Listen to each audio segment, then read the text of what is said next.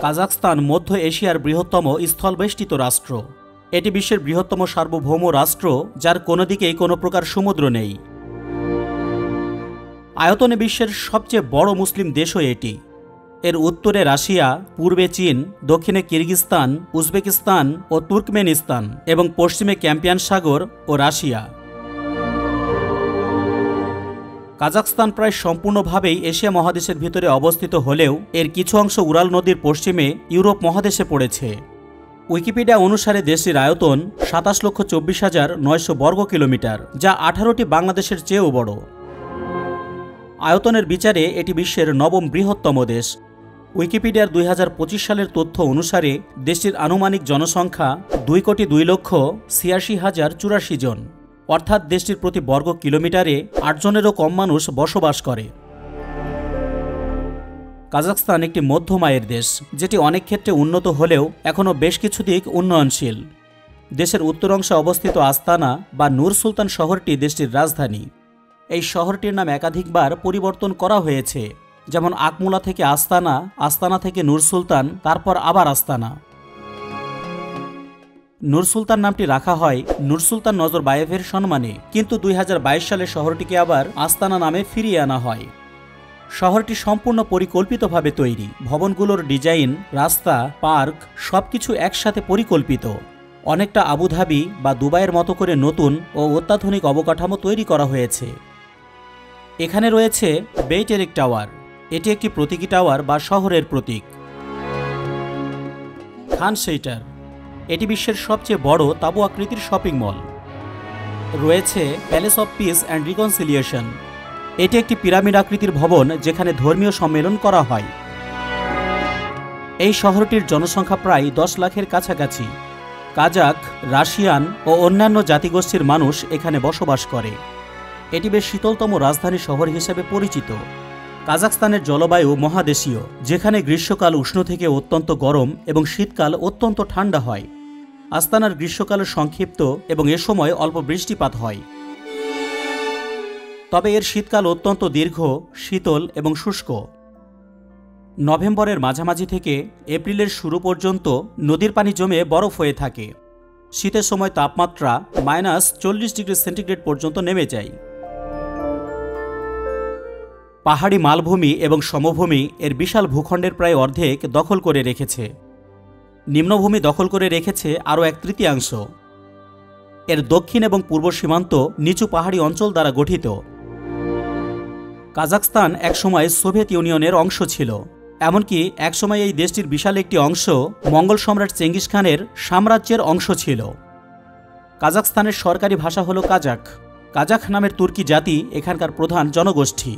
দেশটির সরকারি ভাষা কাজাখ হলেও রুশ ভাষার ব্যাপক প্রচলন রয়েছে। বিশেষ করে বয়স্ক এবং উত্তর কাজাখস্তানের অনেকেই রুশ ভাষাতে কথা বলতে স্বাচ্ছন্দ্য বোধ করেন। নতুন প্রজন্মের মধ্যে ইংরেজি শেখার প্রবণতা বা আগ্রহ বাড়ছে।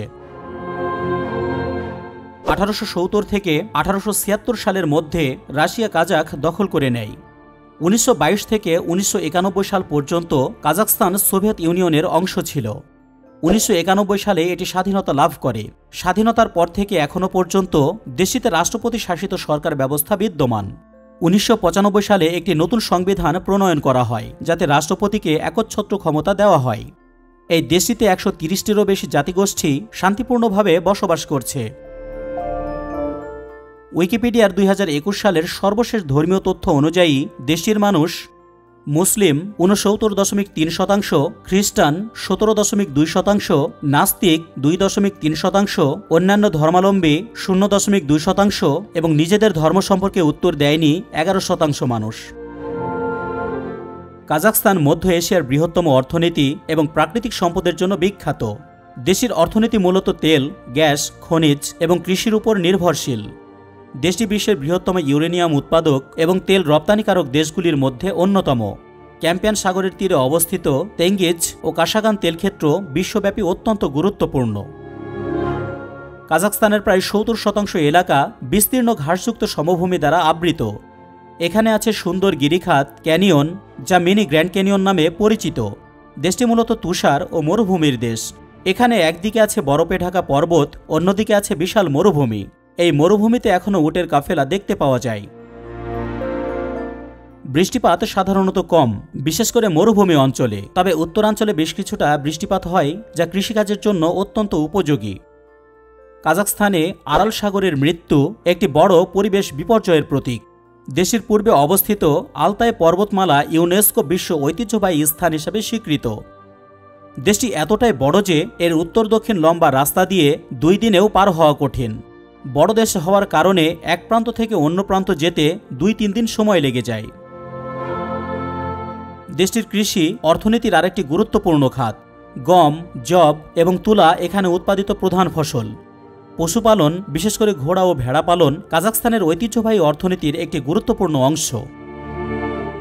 সম্প্রতি বছরগুলোতে কাজাখস্তান শিল্প ও প্রযুক্তি খাতে বিনিয়োগ বাড়িয়েছে। নুরসুলতান ও আলমাটি শহরে আধুনিক অবকাঠামো এবং স্টার্টআপ ইকোসিস্টেম গড়ে উঠেছে। দেশটি ডিজিটাল কাজাখস্তান কর্মসূচির মাধ্যমে প্রযুক্তি ও উদ্ভাবনের উপর জোর দিচ্ছে। কাজাখস্তান প্রাকৃতিক সম্পদে ভরপুর একটি দেশ। পৃথিবীর অন্যতম বৃহত্তম ইউরেনিয়াম রপ্তানিকারক, রয়েছে খনিজ তেল, গ্যাস, কয়লা, লোহা, স্বর্ণ, তামা ইত্যাদি। ক্যাম্পিয়ান সাগরের উপকূলে তেল গ্যাস ফিল্ডে রাশিয়া, চীন, পশ্চিমা কোম্পানিগুলোর বিনিয়োগ রয়েছে। পৃথিবীর প্রথম মহাকাশযান উৎক্ষেপণ কেন্দ্র হল বাইকনুর কসমোড্রোম, যা কাজাখস্তানে অবস্থিত। 1961 সালে এখান থেকেই ইউরি গ্যাগরিন মহাকাশে যাত্রা শুরু করেন। তিনি পৃথিবীর প্রথম মানুষ হিসেবে মহাকাশে গিয়েছিলেন। দেশটিতে বাধ্যতামূলক মাধ্যমিক শিক্ষা রয়েছে এবং এখানে শিক্ষার হার প্রায় 99%। দেশের পশুপালন খাত অত্যন্ত বিশাল। গরু, ছাগল, উট, ঘোড়া পালনের প্রচলন রয়েছে। কাজাখস্তানের মুদ্রার নাম হল টেঙ্গে। বাংলাদেশে 1 টাকা সমান 4.23 টেঙ্গে, অর্থাৎ কাজাখস্তানের মুদ্রার মান কিছুটা দুর্বল। দেশের একটি ঐতিহ্যবাহী খেলা হল কুকতরি, যেখানে ঘোড়ায় চড়ে খেলোয়াড়েরা ছাগলের দেহ নিয়ে গোল করার চেষ্টা করে। তারা ঘোড়াকে পোষ মানায়, খায়, এমনকি দুধও পান করে। ঘোড়া এখানে জাতীয় গর্বের প্রতীক। দেশের মানুষদের রুটি ও চা খাওয়ার সংস্কৃতি অনেকটাই মধ্য এশীয়দের মতো। কাজাখস্তানের যাযাবর সংস্কৃতিতে বাজ পাখি পালনের একটি দীর্ঘ ঐতিহ্য রয়েছে, যা শিকারের জন্য ব্যবহৃত হয়। দেশের মানুষেরা অত্যন্ত অতিথিপরায়ণ। অতিথি আপ্যায়ন তাদের সংস্কৃতির একটি অবিচ্ছেদ্য অংশ। বাড়িতে কেউ বেড়াতে এলে উষ্ণ অভ্যর্থনা জানানো হয় এবং আন্তরিকভাবে খাবার ও পানীয় পরিবেশন করা হয়। অতিথির সম্মানে লম্বা টেবিল সাজিয়ে বিভিন্ন পদের খাবার পরিবেশন করা হয়। এখানকার মানুষ বয়স এবং পদমর্যাদা অনুযায়ী বড়দের প্রতি অত্যন্ত শ্রদ্ধাশীল। গুরুজনদের কথা মনোযোগ দিয়ে শোনে এবং তাদের পরামর্শ মেনে চলা তাদের সংস্কৃতিতে অত্যন্ত গুরুত্বপূর্ণ। পারিবারিক বন্ধন এবং সম্প্রদায়ের প্রতি আনুগত্য অত্যন্ত দৃঢ়।